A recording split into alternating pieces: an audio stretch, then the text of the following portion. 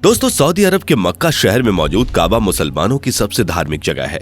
यहाँ पर आपको हजारों की संख्या में मुसलमान हर रोज देखने को मिल जाएंगे, क्योंकि कुरान पाक में यह बताया गया है कि हर मुसलमान को अपनी जिंदगी में एक ना एक बार तो काबा आना ही चाहिए, जिसे हम अपनी नॉर्मल भाषा में हज की यात्रा भी बोलते हैं। अब ऐसा क्या है काबा में और मुसलमान इसे इतना ऊंचा दर्जा क्यों देते हैं? इसे जानने के लिए वीडियो के बिल्कुल अंत तक बने रहिएगा, क्योंकि हमारे इस वीडियो में हम आपको काबा के बारे में कुछ ऐसे इंटरेस्टिंग फैक्ट्स बताने वाले हैं जिनके बारे में शायद ही आपने पहले कभी सुना होगा। आइए दोस्तों, सबसे पहले बात करते हैं काबा को कब, किसने और कैसे बनवाया। तो दोस्तों, ये बात शायद कुछ लोगों को अजीब लगे, लेकिन काबा को खुद खुदा के हुक्म पर बनाया गया था। जी हाँ, खुदा ने हजरत इब्राहिम से उनके बेटे की कुर्बानी मांगी थी और हजरत इब्राहिम ने बिना एक भी पल सोचे समझे अपने बेटे की कुर्बानी दे दी। लेकिन फिर हजरत इब्राहिम का ये सच्चा दिल देखकर खुदा ने उनके बेटे को जानवर में बदल दिया था। यही कारण है कि उनके बेटे की कुर्बानी नहीं हुई और फिर खुदा ने इब्राहिम और उनके बेटे इस्माइल को अपना पैगंबर बना लिया और उसने अपने लिए एक घर भी बनवाया। दोस्तों, कुरान में ये भी बताया गया है कि जो काबा आप मक्का में देख रहे हैं, बिल्कुल ऐसा ही काबा जन्नत में भी है, जहां हर दिन 70,000 फरिश्ते उसकी परिक्रमा करते हैं। अब ये चीज भी कई सारे लोगों को सुनने में अजीब लगेगी, लेकिन काबा का निर्माण कई बार हो चुका है। कभी प्राकृतिक आपदाओं की वजह से तो कभी किसी कारण से काबा किसी न किसी नुकसान को झेलता था, जिसके चक्कर में बार बार इसका निर्माण करवाना पड़ता था। ऐसे में आज आप जैसा काबा देख रहे हैं, ये पहला ऐसा बिल्कुल भी नहीं था और आखिरी बार 1996 में इसमें कुछ बदलाव किए गए। हालांकि आखिरी बार जब इसमें बदलाव किए गए तो उसमें कई सारी आधुनिक तकनीकों का इस्तेमाल किया गया था। काबा में किसी भी तरह की कोई प्राकृतिक आपदा का असर ना हो, और ये भी कहा जाता है कि जिस तरह से इसे अब बनाया गया है उसमें कई सदियों तक काबा में कोई नुकसान नहीं होगा। दोस्तों, क्या आप यह बात जानते हैं कि पहले काबा में 2 दरवाजे और एक खिड़की हुआ करती थी? जी हाँ, सबसे पहले एक दरवाजा अंदर आने के लिए और एक दरवाजा बाहर जाने के लिए हुआ करता था, यहाँ तक कि यहाँ एक खिड़की भी रही। लेकिन आज के समय में जिस तरह काबा का निर्माण हुआ है, वहाँ पर केवल एक ही दरवाजा और कोई भी खिड़की नहीं है। और आप ये बात जानकर हैरान हो जाएंगे कि एक वक्त ऐसा था जब काबा पूरा रंगीन था।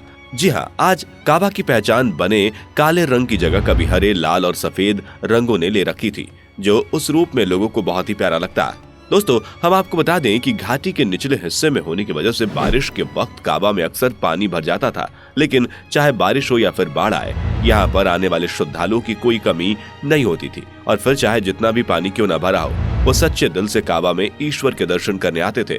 और सिर्फ इतना ही नहीं, वो तैर कर काबा की परिक्रमा भी करते थे।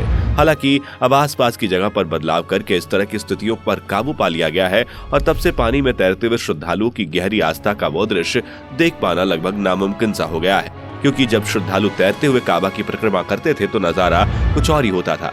दोस्तों, जैसा कि हमने आपको बताया कि काबा कई बार पुनः निर्माण के अलग अलग चरणों से गुजरा है, और ऐसा सिर्फ और सिर्फ इसलिए किया गया क्योंकि खुदा का ये कहना है कि काबा का निर्माण मेहनत और मजदूरी यानी कि केवल पवित्र स्रोतों से आने वाली राशि से ही किया जाएगा, वरना तो अब तक काबा सोने का बन चुका होता।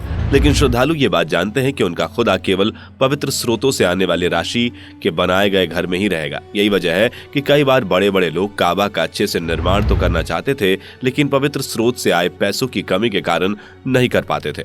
और यही वजह है कि काबा का आकार समकोण तय किया गया था, लेकिन गलत तरीकों से आए पैसे से इसका निर्माण नहीं होना था। ऐसे में इसे छोटा सा क्यूब का आकार दिया गया। वैसे दोस्तों, कुछ भी कहिए, खुदा भी ये चीज देखकर सोचता होगा कि मैंने एक चीज पर पवित्र तरीके से कमाए गए पैसे का इस्तेमाल करने के लिए कहा, तो ये चीज समझ में आ गया कि वाकई में लोग कितनी कम मात्रा में पवित्र तरीकों से पैसे को कमाते हैं। और दोस्तों, क्या आप यह बात जानते हैं कि काबा का काला पत्थर टूटा हुआ है? जी हाँ, कई लोगों का मानना है कि काबा का काला पत्थर एक इस्माइली समूह द्वारा चुरा लिया गया था और जब उन्हें वापस हासिल किया गया तो उसके टुकड़े टुकड़े हो चुके थे। यहाँ तक कि उस पत्थर के ऐसे कुछ हिस्से हैं जो पाए नहीं जा सकते हैं। दोस्तों, काबा की चाबियां बनी शैबा परिवार के पास ही रहती हैं और इनकी इजाजत के बिना कोई अंदर नहीं जा सकता, फिर चाहे कोई कितनी भी बड़ी हस्ती क्यों ना हो।